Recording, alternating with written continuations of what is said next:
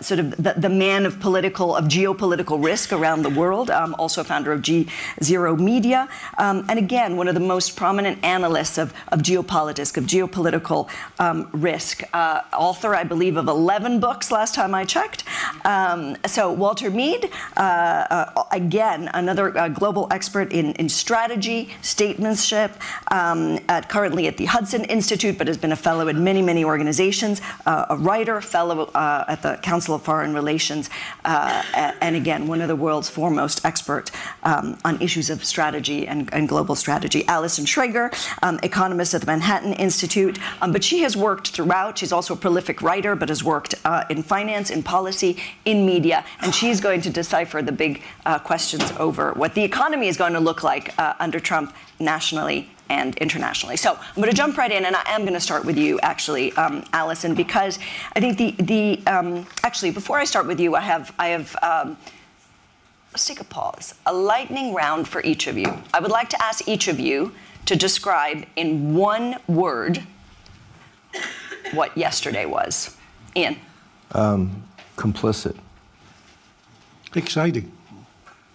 Vibe shift. Trump. Very good. Okay, Allison. So one of the things that we did not see yesterday, I mean, the flurry of executive orders and of diktats and of things that were said, we did not see actually much on the economy. There was little action either on trade or on tariffs. I mean, President Trump did say that on February 1 he will slap a 25% tariff on Canada and on Mexico, but in general there wasn't much that we was expecting. His emphasis, as we know, was at immigration, regulatory issues, climate, and also pardoning the January 6 defendants. So does this change what you think this administration will do pretty quickly on trade and on the economy, just based on the first 24 hours? No, I would have been shocked if he put on tariffs on day one. I read through the executive order he did do on tariffs, and the key word was review and assess. So I think with Trump, something I've come to understand about him is, he sees himself as a deal maker. So he sort of puts out the maximalist position and then goes from there. So I think what markets pretty much been pricing in is there'll be some tariffs, but they're largely a negotiating tool to get better deals, which in and of itself I think is significant. I mean, I think we breathe a sigh of relief with that, but it also is a big change. One, that we're doing more sticks, fewer carrots when it comes to sort of the global trade order. And two, moving away from, I mean, it seems like in the post-war era, we had this idea that better trade policy came from international, these big multilateral organizations coming up with trade policy that made sense for, the whole world. I mean, whether or not, I think that did work pretty well for a while. Whether or not that was still working is debatable. But this is more sort of, we'll see a lot more bilateral deals or more sort of deals amongst sort of smaller groups of countries, and that's a big change. So even if this well, they're not going to be the big tariffs we expected.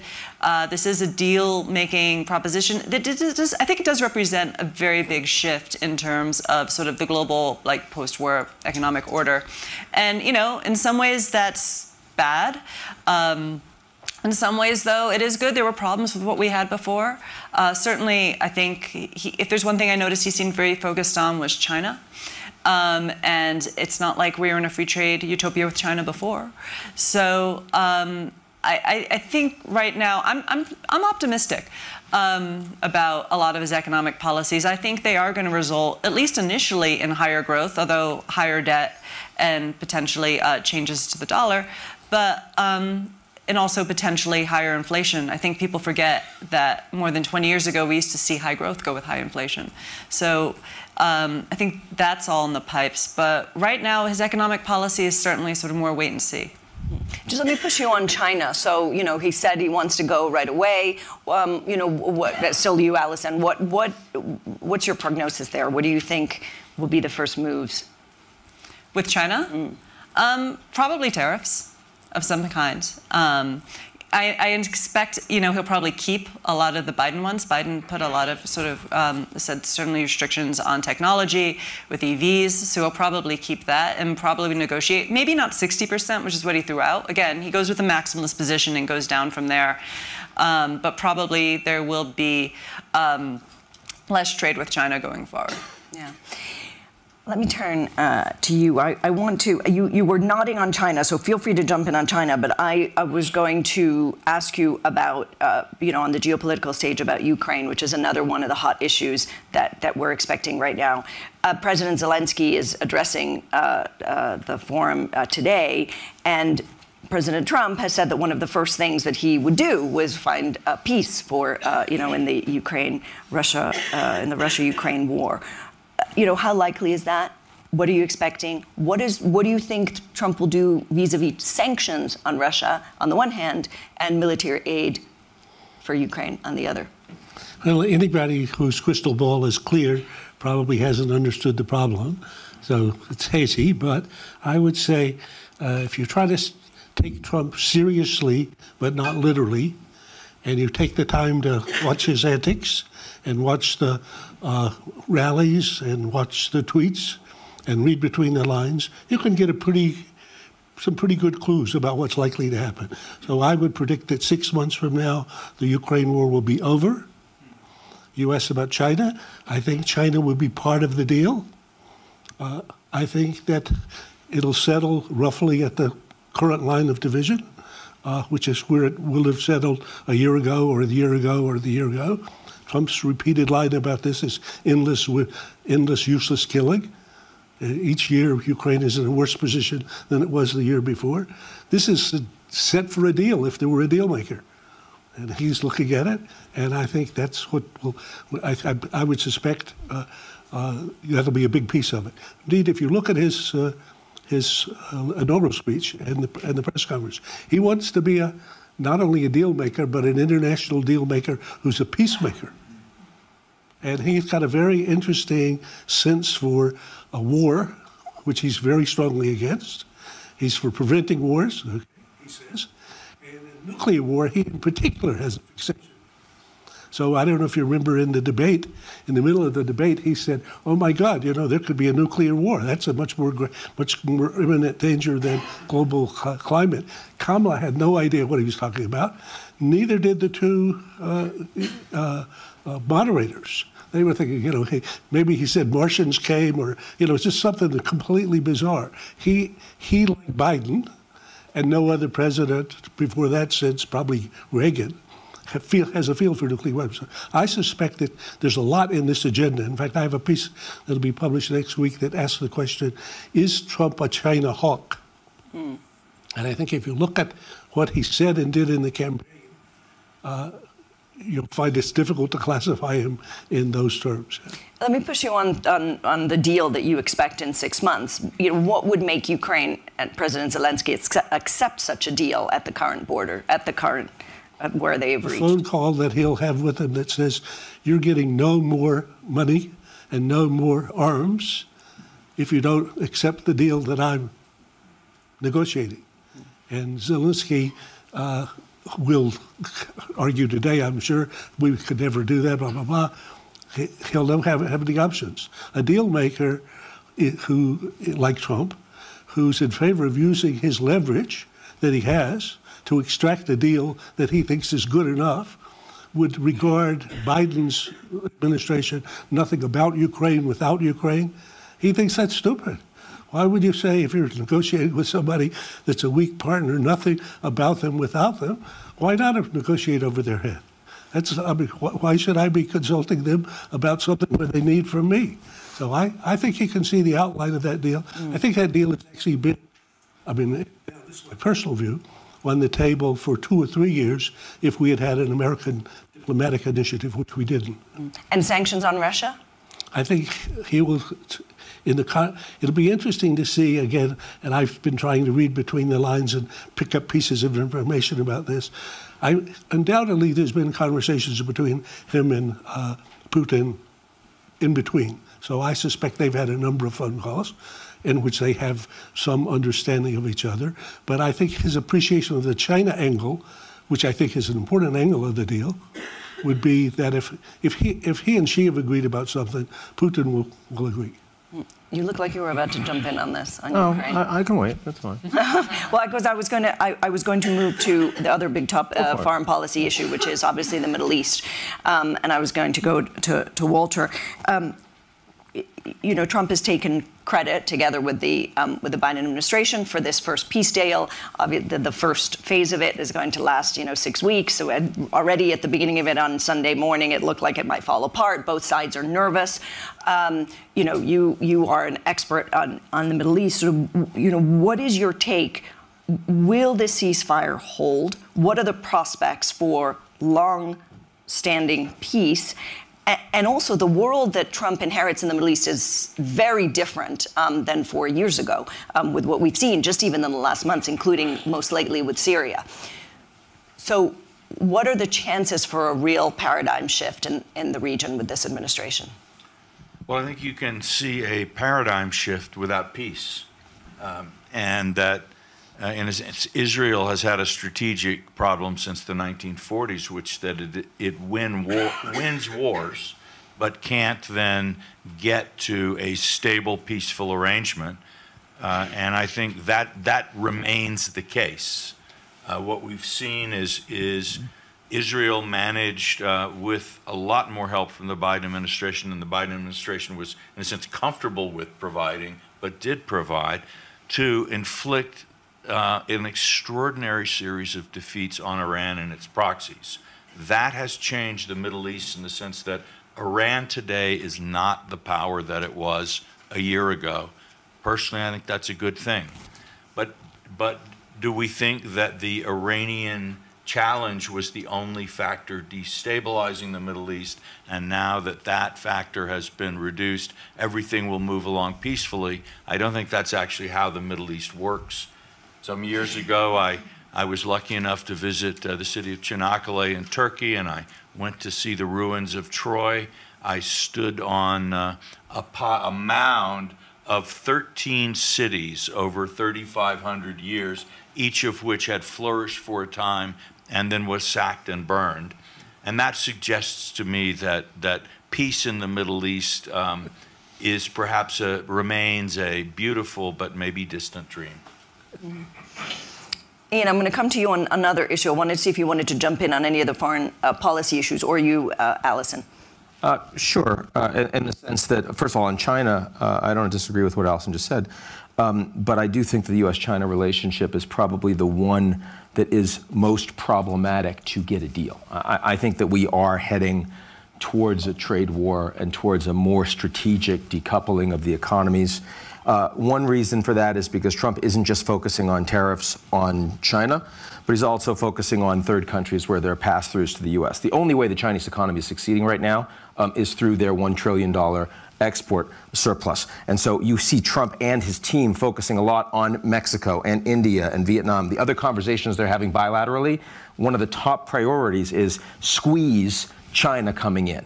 That's very hard for China to respond to. You've already seen Sheinbaum in Mexico. That's been her top priority. Before she even meets with them, we've got a Mexico plan that is going to take the Chinese out, right? So I think that makes it much harder. And I also think China's complicated. And Graham knows this well. I mean, the only reason we've stabilized U.S.-China relations in the last year and a half is because there are 25 high-level, cabinet-to-cabinet bilats, channels that have been set up. There's an enormous amount of effort put into the relationship. So I agree with Allison that Trump has an orientation to meet with Xi and have a good meeting and, flatter him a little bit and say, come on, let's get to a deal. But getting to a deal with China will require a level of execution, implementation that's far more complicated across the Trump administration. Not to mention some support from the GOP in Congress. We're nowhere close to that. So I actually think that in the coming months, we are heading to a dramatic shift in where the U.S.-China relationship is. That's the one on the foreign policy side where I would say we need to be paying attention to. Everybody here has a lot of equities at stake there, whether or not you're invested in. Well, you mentioned the GOP. Allison, the other big question is, obviously, and you alluded to it, is inflationary pressures, right? Just a couple of days ago, Scott Bessent was saying, no, it'll be offset by currency fluctuations, it'll be offset by our negotiating power. But that is clearly an issue, right? That's sort of the nightmare for Trump. Yeah, it's possible that could happen, but that assumes that everyone's consumption basket just adjusts just so, and we know that doesn't happen. I think, you know, there's going to be inflationary pressure on this administration, and I said for a lot of reasons. One, I mean, if we did do across-the-board big tariffs, we'd see an increase in the price level. It's not clear that would have a sustained higher inflation, but prices would go up at least initially. And I mean, also, it is becoming kind of obvious that we're at potentially an equilibrium higher level of inflation, around 2.5–3%, which is just higher than we've had before. And that's going to mean, I think, a bigger challenge for this administration is higher bond yields. And I said I'm optimistic they have a pro-growth agenda, but it is going to be, you know, deficits are going to increase too. Like there's nothing particularly fiscally responsible about their plans. So with higher interest rates, that could end up being a big issue. Trump is very sensitive to market feedback. And in his first administration, you know, he is probably going to make permanent his tax cuts, but he is able to do that in a very low interest rate environment. It's, you know, he's not only planning on making his tax cuts permanent, he's going to lower the corporate income tax probably. He wants to reduce the SALT deduction and, you know, all these other things like tax on tips, all these things. And so he really does have a policy that is going to increase deficits, but he's also going to be facing higher interest rates, in part by the just higher level of inflation that he's not even causing, that just exists in the world. And that's going to, I think, pose a real challenge for him. Yeah, exactly. Please, yes. So I'll try to be contrarian here and a little bit more optimistic. So I think it's quite likely that we'll see a significant increase in the growth rate. I think the exciting of animal spirits is amazing. If you look at the billionaire cabinet, they're all self-made billionaires who think, well, heck, it could be 100 more similar people doing whatever we've done. Why can't there be? I think the reduction, the elimination of regulations that protected for green are gone. Drill, whatever. DEI gone. So a whole layer of regulatory activity. So I think, if at least the companies that I'm watching and listening to, they're all quite excited that this is going to be a positive environment for them. Yeah. So in that environment, I agree with you that there's some realities of economics that they're going to bump into. Well, and interest rates are what they are. Interest rates will have the impact, or inflation will have the impact. But I think that at least I can tell a story how this time next year we'll feel that the American economy had basically gone into this period of growth. That's the golden age that he's referring to, story, that he'd referred to. Allison, were you jumping in? Yeah, no, I agree. I said I think it's not only the deregulation. I think that, he wants to cut corporate taxes to 15%. I think that's also going to be very good for growth and the animal spirits. I said when I said vibe shift, I think one thing I never thought I would see in 2016 is people are really excited. You know, and I think I said there is a feeling of positivity that is going to reduce a lot of growth. I said I worry long term that this is largely deficit financed. By excited, you mean that some are really like happy and some are terrified, right? That's what you mean. Yeah, because I feel that, you know, the country's obviously polarized exactly. Just a little. Yeah, just a little. Just a little. But did you want to finish, Allison, and then we'll go? But Scott, he imagines he's going to reduce the deficit at the same time. With growth. Exactly. Now, right. I mean, that doesn't necessarily follow. Do you see those numbers conceivably working? No, well, I mean, this is sort of the central fallacy that seems to be plaguing both parties now, is that there's this free lunch that I think the Biden administration thought that all their industrial policy would produce so much growth it would pay for what it costs. And I think they're falling for the old Republican sort of supply side idea that we can cut taxes to produce so much growth that will pay for itself. And I think these things both do produce growth, just not enough to pay for themselves. Ian, did you want to jump in? I just want to make sure that it's not that I disagree with a lot of what we said so far, but we don't want to treat Trump as if he's just another president. He's not. Don't normalize this, right?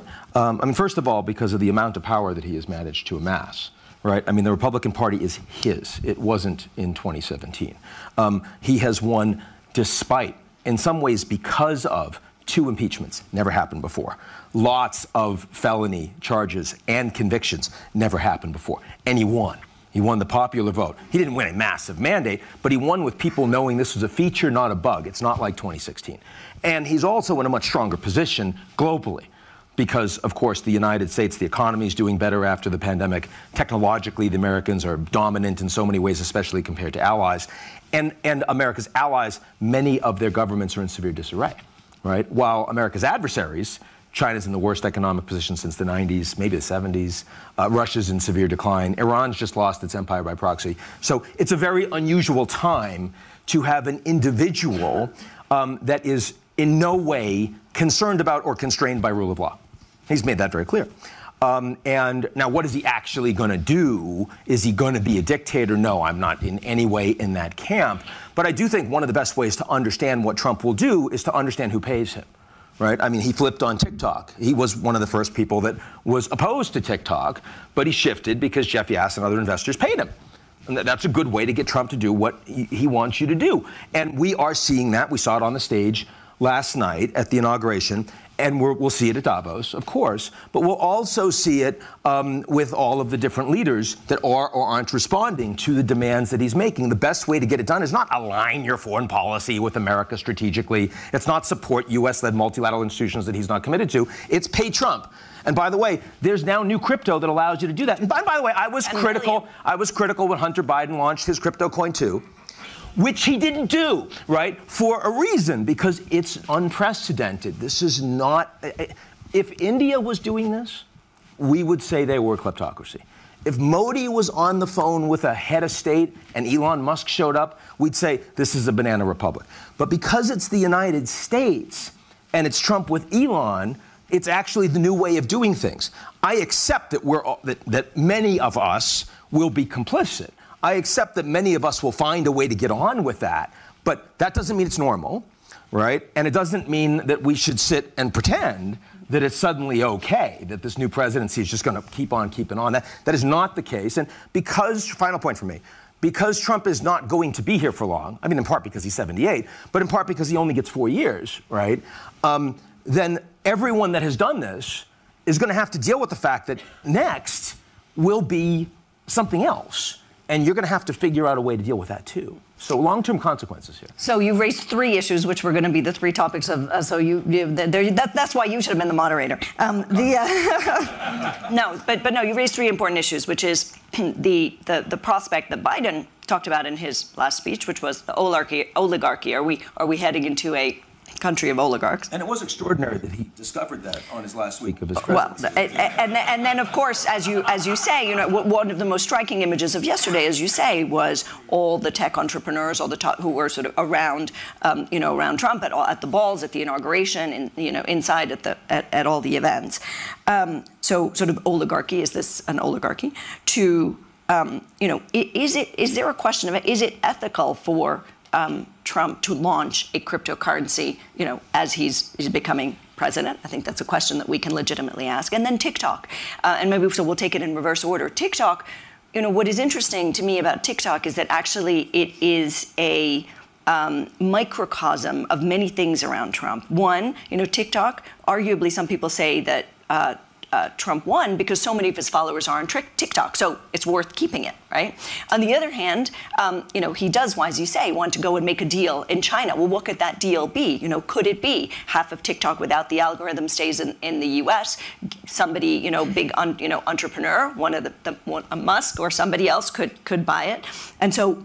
There's a tension there. Also, he's lost 200, not only Trump, but 200 Republicans voted to ban TikTok last year. So could this be the first sort of challenge with the GOP, with his party, which is also an interesting topic. So I actually think TikTok is interesting. Yes, you wanted to jump in on.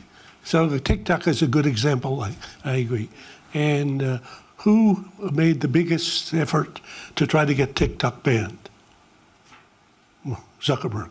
Why? Because of competition. Well, advertising. Okay. No, because of his business. Yeah, exactly. This was they then excited a lot of national security people about TikTok and what could be listened to. And there's a concern. But as the concern is, how about compared to your iPhone? Where's your iPhone made? In China. Where's your laptop made? In China. Where's your keyboard made? In China. Oh, my God. Could it be? Well, no, don't talk about that. That's mine. I use my iPhone. Don't tell me I can't use my iPhone.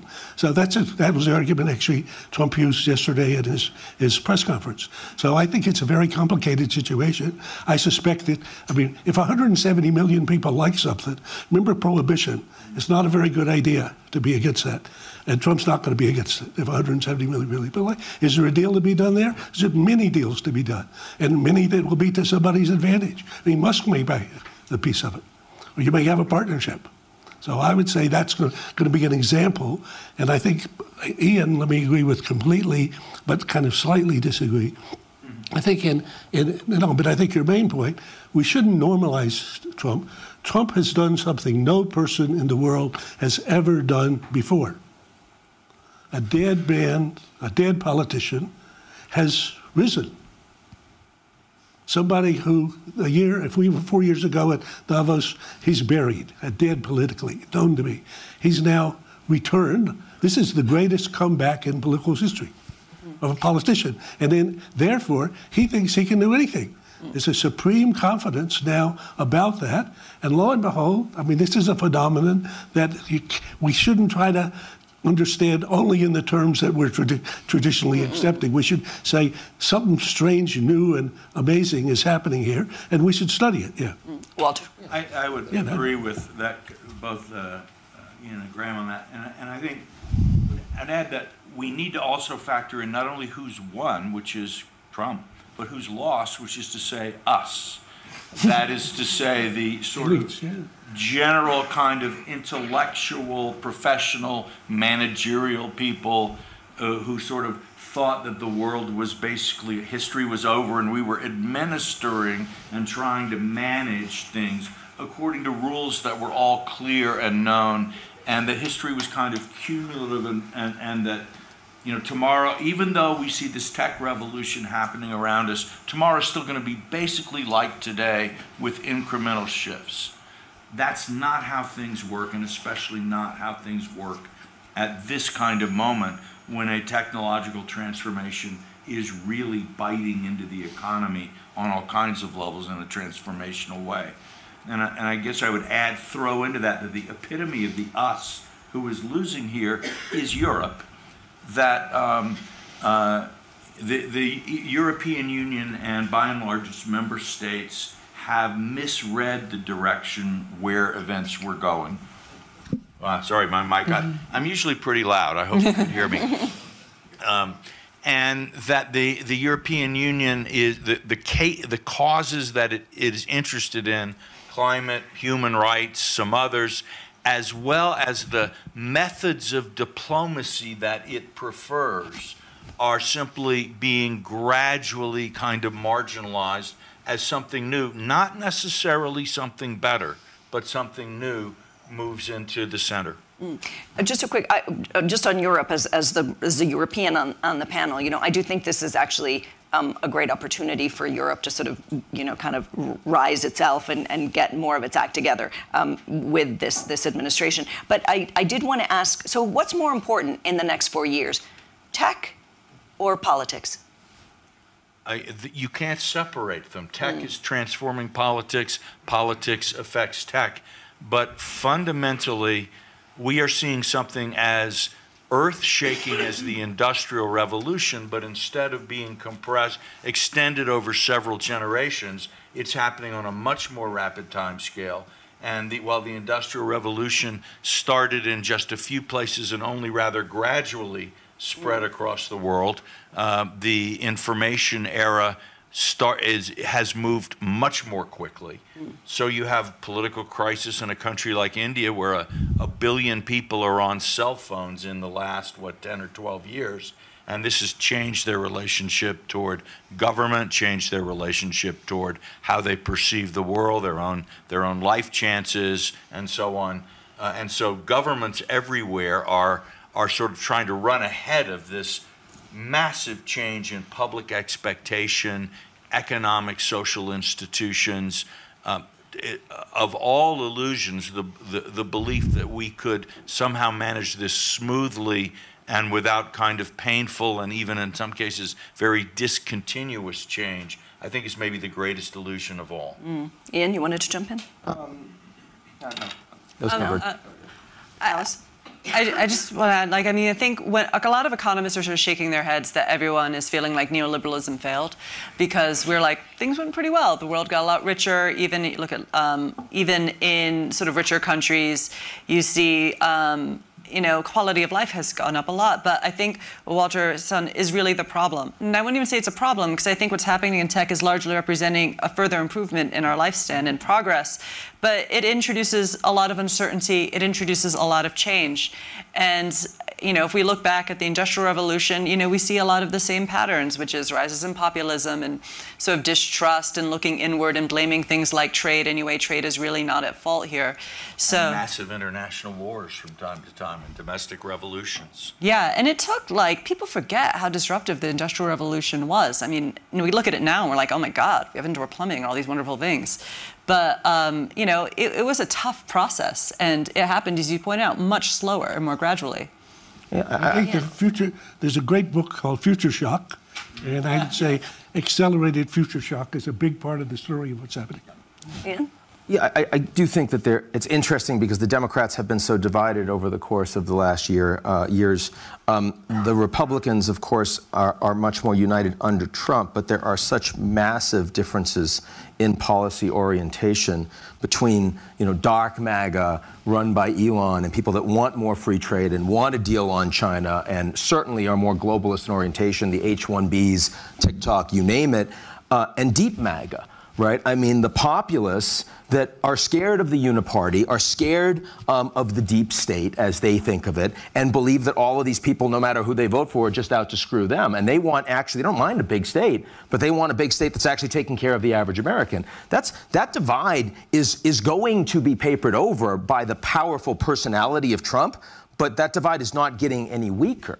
And the anti-establishment forces in the United States, I think, are growing. I think as you see oligarchs become more powerful, and not just Elon. I mean, Elon's busy. He runs 6 companies. He's got 12 kids. He cares about at least a few of them. I mean, he's having a great time. There's only so much he can actually do. But the fact that the oligarchs are becoming so much more empowered is leading to pitchforks.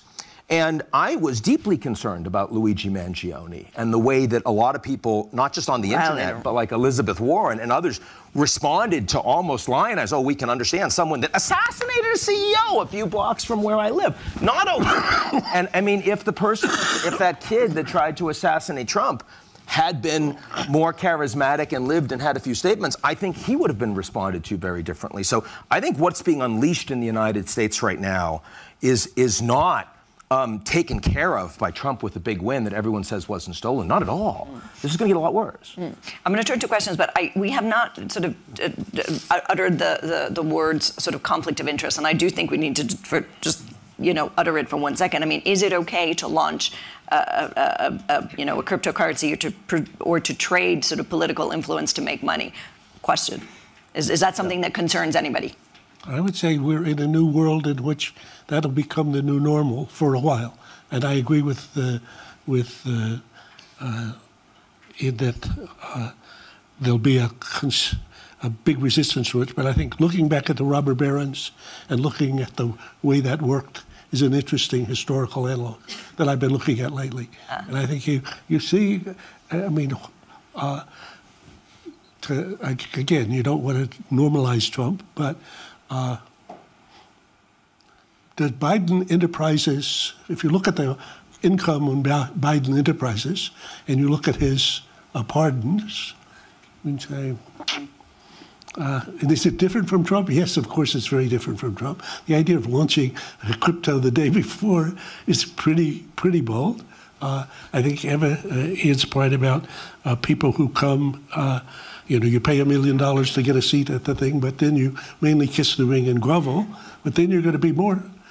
Will Musk use his influence to advance his company's interests? Excuse me, that's my fiduciary responsibility as a chief executive.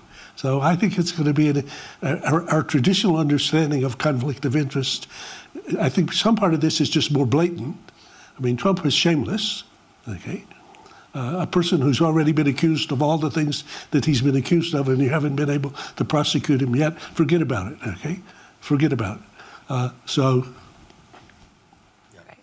Walter, and then we'll open it for questions. The good news is I think we can look forward to an artistic renaissance in America because, you know, I think about how Hunter Biden's promising artistic career. He went from nowhere to selling paintings for 20, 30, 40. I mean, I don't know how much he was selling. Now he can get, but I've never heard of a young artist who achieved so much so quickly. And now, without the pardon, without the problem of crime over his head and punishment, he can paint all day. It's going to be fabulous. But we are in a new era. It's in some ways it's not a prettier era. Ian's reminder that it will also be an unstable era, and that simply running to join the latest procession that can get you that can have long-term consequences. But it's different now. I think Henry Kissinger used to talk about how Trump was one of the individuals who came along from time to time and to sort of say to history, it was impossible to go on in the old way anymore. And I think here we are. He's a culmination. I think it was Bill Clinton that taught us all that shame only matters if you let it. That is, if you keep putting one foot in front of the other, and you don't let all those people barking and screaming get in your way, you can move forward.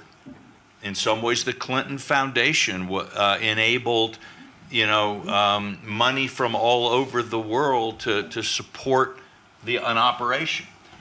But Trump has industrialized it and has really put a serious business person's mind to work on this new field of opportunities.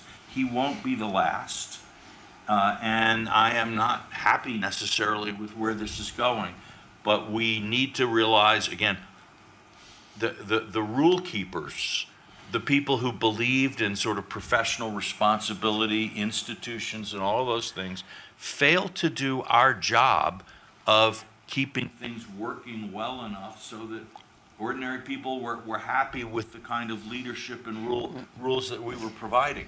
Walter, we're going to get eggs thrown at us unless we allow the audience to ask some questions. I know you said really well. People sort of raised their hands. You had. I just want to change the quote. Shame only matters when we let it, and we have. That's why I said complicity at the beginning. I worry that when the institutional order erodes and the Europeans are losers, we let shame not matter. Gentleman at the back, please say your name if you would, and who you represent. Hi there, Ishan Tharoor of the Washington Post. I'd love to get your reactions. I mean, we talked to a certain extent about some of the foreign policy calculations that we have to contemplate, but how important is this kind of coalescing of what some describe as a kind of far-right international around Trump world, the links to the AfD, the sort of lionization of Javier Milei? Is this a kind of important feature of Trumpism in this term, the extent to which there's a pretty strong, intense feedback loop between Trump's Washington and ascendant far-right factions everywhere in the world? That's a good question. We saw some elements even in South Korea, no, recently. Anybody want to take that? The question is the answer, in a way, I think. Yes, there are connections. We're still exploring them. The movements are new and changing, and it's a phenomenon in a process of evolution and growth. Where it leads, it's very difficult to say. I think Meloni is not a part of it. She went to Mar-a-Lago and all the rest. She's cutting deals with Elon. She's actually not a stronger version of Orban. Instead, she is someone who is quite close to von der Leyen. And I actually think that there is an understanding to use Meloni to try to figure out a way to ensure that Europe can stay together and deal with Trump. So I think that's an important one. Sorry, did you mean sort of at the kind of political level, or did you mean sort of grassroots also, or just among population? Both, yeah. Okay. Right here in the front. And then, sorry, this gentleman here was first, and then. Go ahead, if you could speak loudly. It's a small room. Yeah. So Okay. Gustavo Pimenta, CEO of Vale, the mining company. I was just curious about China, maybe to Ian and others. How do you think China would react to this Trump scenario going forward, especially given the challenges that they are facing these days? Anybody take that? And then the fourth row on the left. I think we're going to be surprised. So Ian and I, we should actually, one of the things I did this year was make lists of things in which I was wrong. And so it's good to try to be more concrete. So I'm betting this time next year, if we had the good fortune to have the conversation, we'll be surprised on the upside in the Chinese-American relationship. I think Xi and Trump have a very tight relationship. They get on very well. They understand each other. They both think of themselves as great men. They think of the rest of us as people that come along in the aftermath. They like each other in that respect. And so that's one place to start. Secondly, in terms of their interests, while fundamentally, in the long run, this is a Thucydidean rivalry of a rising and ruling power. So that's where I start. But if I look at the agency and the opportunities for agency here, doing a deal to conclude a war in Ukraine is not hard for Xi to be part of, and something that Trump wants to do, so they can do that. Well, Trump's concerned about trade deficits. What's the trade deficit with China? 320 or something like that. If I were Xi, I would say, I'm going to take the initiative. We're going to eliminate the bilateral trade deficit over 3 years. How hard is that to do? I just buy oil and gas from the U.S. and food, and rather than buying it from another source. So can I go through 7 things I can do that don't disturb me very much? Yes. And I think in terms of Trump's deals, I mean, for example, I think we'll see Panama. He will, quote, reclaim Panama and control of Panama. The couple of companies from China that are helping to operate the thing will go away. That's how big a deal is that for Xi? Not a very big deal. How big for Trump? He can declare that he. So I think there's a lot of deal space here for the two of them. And I think that the fact that Trump tried to get Xi to, I mean, actually, if you watch, this is again reading between the lines. Look and see what Trump said at the Notre Dame after the discussion with Zelensky. He writes a tweet, what happened. And then in the middle of the tweet, it says, China can help. Yeah. Doesn't say the UN can help, doesn't say Europe can help, doesn't say, it says China can help. If you look at his first press conference in January, it says, the U.S., quote, the U.S. and China working together can solve every problem in the world. I mean, it's pretty in hyperbole. So I think I'm looking for the upside. I'm on the other side of this. Yeah. I don't think that's right. I agree with you. That's what Trump wants to do. I think the Chinese are convinced that the Americans want to contain them. They have ample evidence of that fact. That is not just true of the Biden administration. That is true of everyone in Congress, and it's certainly true of Trump's broader national security complex. So I think that even though Trump is going to try to move in that direction to a degree, the ability and the willingness of the Chinese to get to a place that looks like a deal in that environment is not propitious. Do I have high confidence that? Never have high confidence that Trump can't do something. As Graham said, that's fair. But I would make a fairly strong bet that U.S.-China relations will be in materially worse condition next year. So we have a good, clear bet. Good. All right, you have a bet. We'll come back next year to see who wins. Ardem Paraputian from Scripps, La Jolla, California. So 75 plus Nobel laureates, including me, wrote to senators saying that confirmation of RFK Jr. as Health and Human Services in the cabinet is irresponsible, and we think that he's not qualified. Not just that, his ideas are absolutely dangerous to the health of the American population. And I feel like there's very little outrage out there. The second term, you guys talked about normalizing Trump, but overall, I look at it and some of the appointments are full of people who are not qualified to do this. And so I'm wondering what some of the confidence that, again, that he could do things if he's surrounded by people who are not following fact-based ideas out there. Just wondering where the positivity is coming from. Well, I mean, he has some good people, some less good people, but this is what we learned about Trump last time. He sort of puts in these people sometimes. I think he sees something about them he thinks is interesting, and he gives them a shot. He also fires them very easily. So, I mean, that's the upside. He takes risks with people. I mean, as an economist, I'm actually pleased with a lot of his appointments. I mean, I think even compared to Biden, he has much more sort of mainstream, well-trained economists than we had in the last administration. So I think to say he doesn't have any fact-based people around him isn't quite fair. He does have some people who maybe, you know, we should be more worried about. But again, recall he fires people very easily. So there's that. Walter, and then we're going to close. And I would just very quickly say, too, that Trump is, he's casting a reality show as much as he is appointing a team of experts to actually run things. The cabinet, in many ways, in the United States, has become a ceremonial function rather than an actual decision-making body or anything like that. And in many cases, you know, is a Pete Hegseth going to be sort of in the weeds on all the big issues in the Department of Defense? No, he won't be. Also, Trump is worried about guarding his right flank. There is MAGA beyond MAGA. There is politics beyond Trump. And he was elected by a coalition. People like RFK Jr. and some of these other appointments that he's making are represented in that coalition. He's trying to keep them under his tent while also not necessarily letting them set the pace or control his agenda. We need to think of Trump as a political manager of a very different kind of politics. And I think that helps explain some of the things both that happen and that don't happen. I think that's a beautiful way to end. I want to say, folks, how lucky are all of us to have been hours after the inauguration to have been able to listen to this panel of experts. Really, I mean, you deserve really the round of applause. Thank you very much. And we'll close here. I think that I'll go back to just to close to what Ian said, that, you know, some are on the excitement side, some are on the fear side. I guess we will see where everybody in Trump's orbit, nationally and internationally, fits in that big ocean between. So thank you very much. Good. Good. Neil, welcome.